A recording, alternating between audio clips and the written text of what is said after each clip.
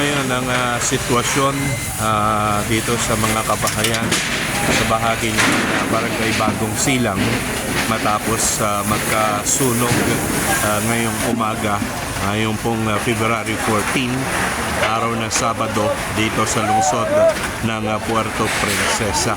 At ito'y sa area nitong ating mga kapatid na Muslim at Kristiyano dito sa bahagi ng Barangay Bagong Silang, kung saan pati yung bahay ng nipunong Barangay Rene Balacanta ay nadamay din po at naabok sa nangyaring sunog na ito ngayong pong umaga.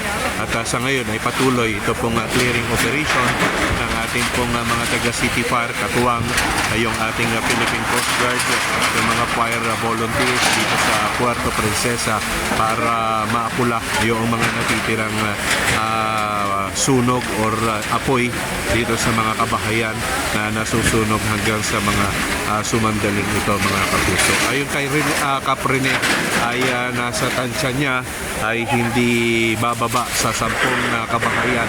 Ito pong natupok ng sunog nito sa kanya pong barangay.